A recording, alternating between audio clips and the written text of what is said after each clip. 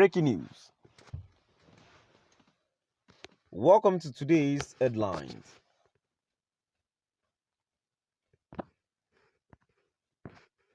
Emefiele gets 72-hour ultimatum to resign or be sacked by Buhari.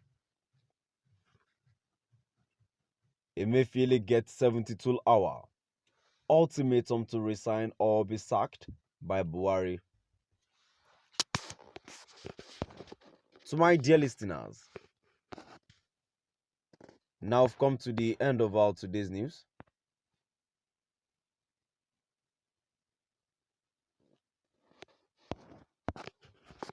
Please do drop by. Please stay tuned as I read today's news. The Central Bank of Nigeria, CBN Governor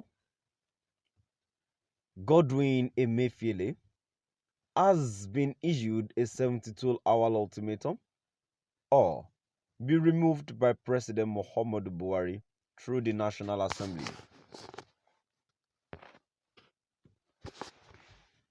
The ultimatum was issued on Friday by over 30 civil society organizations following allegations of terrorism, financing, and economic crimes leveled against the CBN governor by Nigerian State Security Services.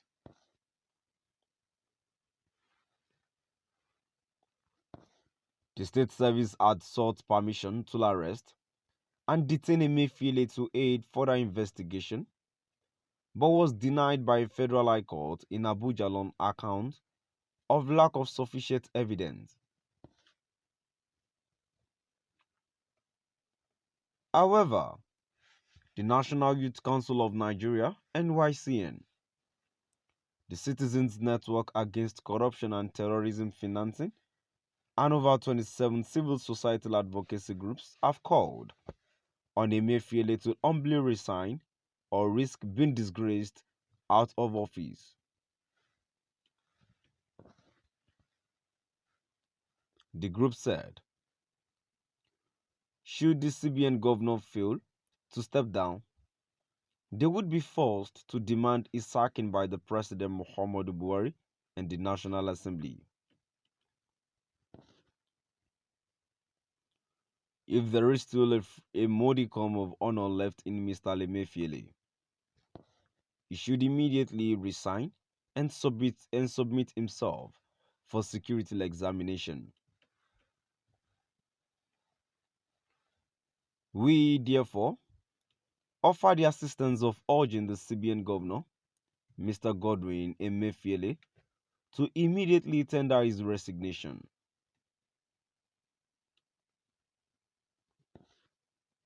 And if he fails to do so within 72 hours, both President Muhammadu Buhari and the National Assembly should invoke the relevant laws to remove him, the group said in a statement jointly signed by their respectives. It added, Mr. Emefiele is an economic disaster who has messed up every interventionist program of the Buhari administration, including the Anchor Borrowers Program and the credit facilities supposedly extended to farmers through the Nigerian Incentive-Based Risk Sharing System for Agricultural Lending, NASAR. For clarity, under his poor oversight, the former managing director of the NASAR continued to stay in office over a 2018 allegation of corruption amounting to a princely sum of 5.6 billion. He was only removed from office last month after multiple protests and petitions to that effect.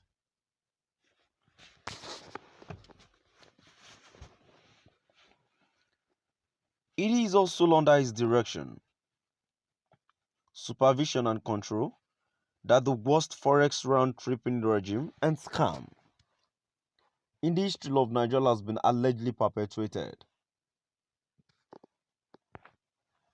How then can such a man become an emergency saint, an economic messiah, simply because there is a credible question of national security sabotage for him to answer.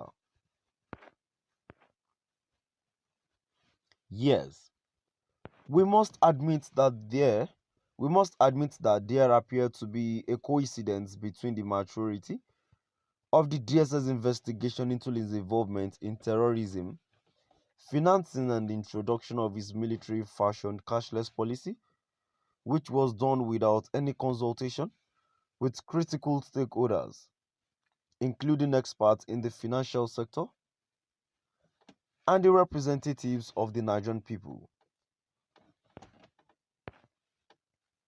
However, the DSS has never expressed directly or indirectly any disagreement with the legal and legitimate policies of the CBN.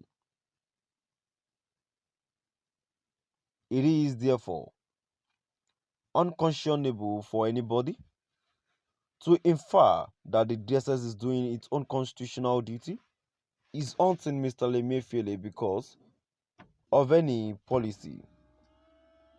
This is a mischief taken too far. Nigeria must not be deceived by it.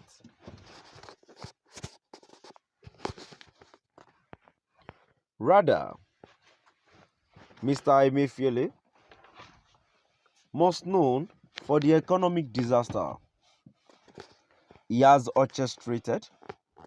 He must answer for the alleged crimes of treasonable proportion for which the DSS seeks its clarification of. It is a shame that a public officer of the standing of the CBN governor wants everything to be politicized.